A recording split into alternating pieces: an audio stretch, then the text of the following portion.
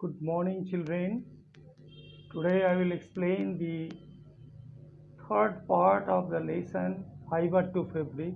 This is my third lecture on the chapter Fiber to Fabric of class 7 subject science.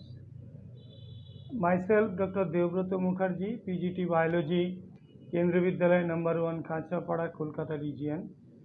So today I will explain basically the core of the discussion is the life cycle of silk moth.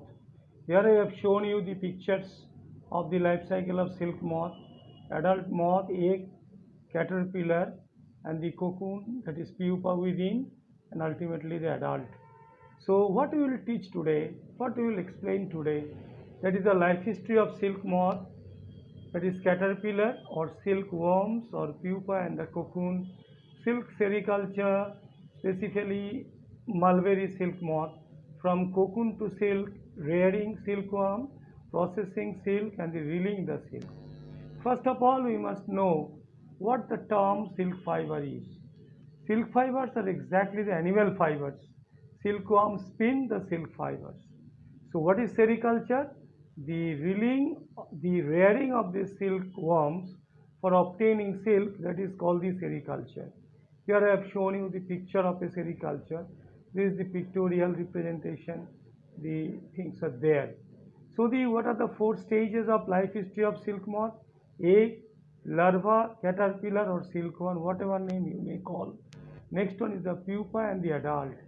So life history of silk moth, again I am showing you. So first we have to explain about the eggs. The female silk moth lays eggs from which it actually larva hatches, which are called the caterpillar or the silkworm. Here I am showing you the picture of a caterpillar.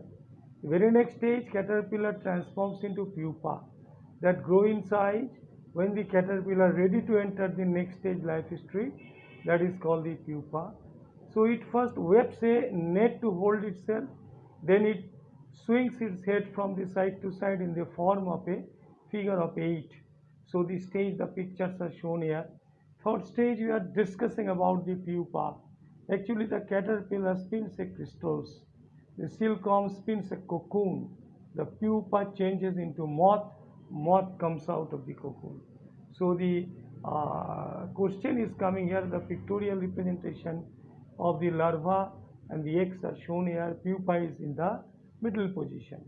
So next, whenever you are talking about sericulture, mulberry silk moth is very important. Mulberry silkworm life cycle is shown here. In higher class, you will study after the egg, the larva or the caterpillar having some stages that will grow, and that is called instars. So first instar, second instar, third instar, that will be going on. Ultimately, it changes into the pupa. So what is exactly the silk fibers? During the movement of the head, the caterpillar secretes a protein which has been making a fiber, and which when that will come in the exposed to air, which hardens on exposure to air and becoming the silk fiber and transforms into cocoon. So the caterpillar completely covers itself by silk fibers, turns into the pupa. The covering is cocoon. Here I am showing you picture of a cocoon. Inside the pupa is there. Here all stages are shown here of the life cycle. So let's talk about the moth.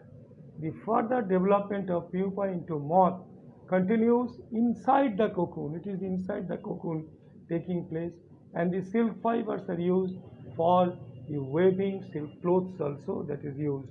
So here male and female silk moth picture is there. Next I will show you the mulberry silk moth, silkworm. Mulberry silk moth life history: egg, larva, very big size, and the pupa within the cocoon and adult. And various types of silk moths are there. They are the pictures you see. So the next stage is the cocoon to silk yarn. Yarn means what? Yarn means thread. The silk yarn is obtained from the cocoon of a silk moth. There is a variety of silk moth which looks very different forms one another, and silk yarn they yield in a different in texture. There is the coarser, smooth, shiny, etc. So next point, how many types of silks are there? Many, but the common name, the famous are the torso silk, muga silk, kosha silk, which are obtained from cocoon by different type of moth. And I am showing you the picture of Toshur, Muga silk and the Kosha silk sarees. That is made up of. You can understand the differences. So different moth showing different texture, luster, etc. Glaziness you can say. So it is too costly also. So now the question is coming, let us focus at the mulberry silk moth, which is very common. Which is very common silk moth, that is mulberry silk moth. Here the silk fibers of the cocoon of the moth is very soft, lustrous, elastic, and dyed in beautiful colors. As I'm showing you activity 3.5, you will do what you will collect the picture of silk, which is too interesting. You will go to your help of your tailor shop nearby. There the cut piece of the clothes are there. From there the threads you will be culling out silk clothes. Small piece silk cloth. If you ask, they will give you happily because you are students, and then paste in your scrapbook. And then what will you do? You can compare the silk of different artificial silk pieces which contain synthetic fiber, and here the pictures are shown. Try to collect the picture of different moths whose caterpillars provides us various types of silk. Hoping it will be interesting. You will enjoy it. One more part of the activity 3.5, you could take help of your mother, aunt, or the teacher and identify the types of silk such as the mulberry silk, Tashur, eri, muga, etc. So the types of silk fiber you could identify. Next, I will give you an activity 3.6. Take an artificial synthetic silk thread and the pure silk thread. You have to burn it carefully. Please be careful while burning with a candle. And the next one, we have to talk about the how could you do it. The Did you notice any difference in the silk moth while burning? Burn a woolen fiber carefully. Different smell you will get. Could you explain why? One is synthetic, first one is natural, second one is synthetic, so difference will be there. Next one, activity 3.7, the you could take a silk moth picture and the different stages of the life history you could cut and paste them into the piece of cardboard or chart paper. Jumble them, try to arrange them. So you could understand, your knowledge will enhance how these are properly arranged. You will get a clear vision of the life cycle of silk moth. Scrapbook, you are very much acquainted with the scrapbook. You must describe the life history of the silk moth in your own words. And when you will describe in your own words the life history, here you will be seeing right down. Next part, how could you get cocoon to silk? One is the reeling silkworm, second one is the processing silk. Whenever you are rearing silkworm, a female silk moth lay hundreds of eggs at a time. The eggs are stored carefully on the strips of clothes or paper and sold in the silkworm farmers. That is done. And the farmers keep the eggs under hygienic condition. You see the picture of eggs are there under the suitable condition, temperature and humidity. Then the larvae to hatch. The eggs are warmed into a suitable temperature for the larvae to hatch from the eggs. When mulberry trees bear a fresh chops of the leaves are there, and the larvae, the caterpillar or silkworm, these are eat day to night voraciously eaters. Because why?